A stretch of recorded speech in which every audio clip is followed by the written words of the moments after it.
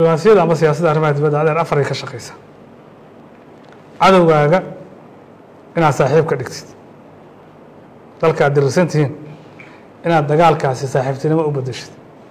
haddii aad u bedeli weysid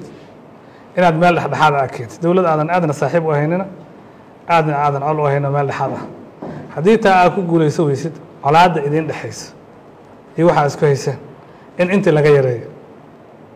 haddii aad ka yarey weyso intaas aad ku fashil waana marxalad aad u khatar ah meesha ay joogto inaanay ka sii darin dowladda Soomaaliya oo madaxweyne Maxamed Cabdullaahi Farmaajo hogaamiyo afartan waa ay ku fashilantay maalinka ay timid madaxweynaha asaaba Kenya ka soo dhaafay Kenya saaxiib aan la ahayn badda dacwa nooga furnayd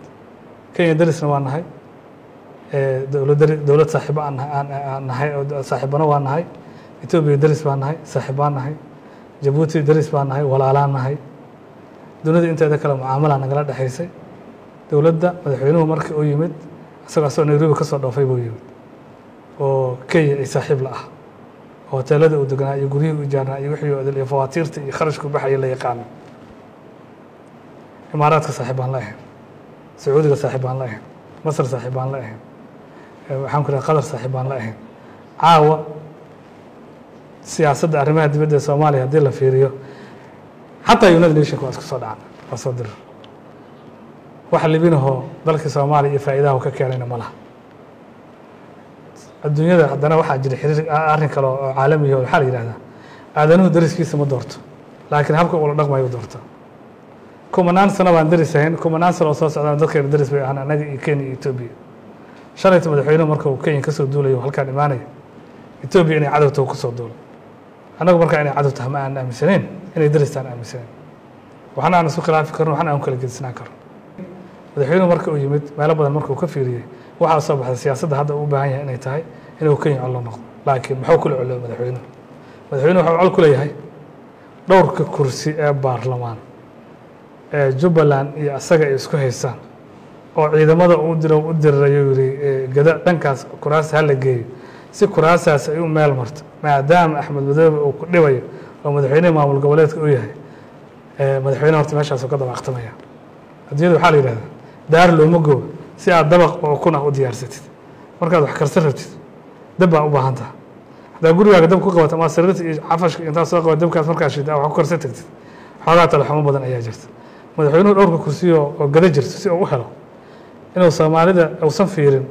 dadka dhadhaaf ku jiro xagar dheer ku jiro oo ifo ku jiro oo businesska ku hayso oo degan oo mararka qaarkood asaga oo kamid aha danaha ay leeyihiin oo idil uusan fiirin ee dhowrka kursi oo fiiriyo runtii wax laga xumaado waa dhowrkaas kursi ayaan anaga iyo Kenya col ku nahay madaxweynaha dan qaran oo isku hayna malaha madaxweynaha dacwada waa ka horeysa ninkii idin hortaagan Daahir Maxamuud Gaal dhaxal dhowr sharciga la yiraahdo oo MOU lagu baabi'iyay oo nusqa kamid aan idin sii karo sharcigaas ninkii geeyay waay Xasan Sheekhna madaxweynihii dacwada geeyay waay madaxweynaha waxa la rabaa marka dadka Soomaalida inaanu cadaawad u abuurin Kenya cadaw waaye madaxweyne Farmaajo dhowr xildhibaan oo meelkii lahaay ay hanaanka u socday nin ka soo horjeeda ay isleeyahay waa taageersan yihiin shaayta Ethiopia cadaw bay ahayd birita waxa laga yaabaa qadar imaaraatiinta inay cadaw yihiin intaan xilliga dhamaan waxa laga yaabaa qadar in cawlaad lana noqdo ma hakada tudaaru duwal madaxweynuhu dowladaha looma dhaqo si kala loo dhaqa farinteeda inay gaartaan rajayna Kenya iyo Imaaraadku inay faragelin toos ku hayaan siyaasadda Soomaaliya ma aaminsantahay mise ma aaminsaneyd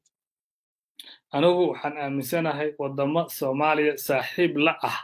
oo iyagoo saaxiibtinimadoodu wanaagsan tahay oo u yimid haddana saaxiibtinimadii iyo darisnimadii Farmaajo haleeyay baan ka aaminsanahay Kenya daris baan ahayn ahaanayna saaxiibaan ahayn ahaanayna Imaaraadka saaxiibaan ahayn ahaanayna Qatar saaxiibaan ahayn ahaanayna adduunka intiisa kale la mucaamalayna